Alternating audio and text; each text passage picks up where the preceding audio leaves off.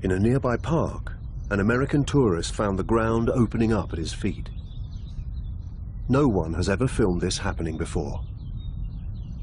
The footage reveals a characteristic of earthquakes: liquefaction. As the ground is compressed, water is squeezed and forced to the surface. Okay, we have earthquake right now, and this is actually moving. Can you see the cracks moving?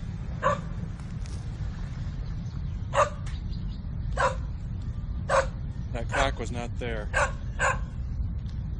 The crack is getting bigger and smaller, going back and forth. And there is water coming up all over in the park right now.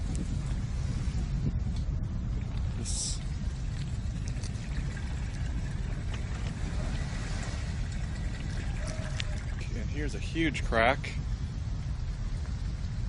and it's still moving. It's just going back and forth, swaying. It's making me kind of nervous. This land could just go potentially. I don't know.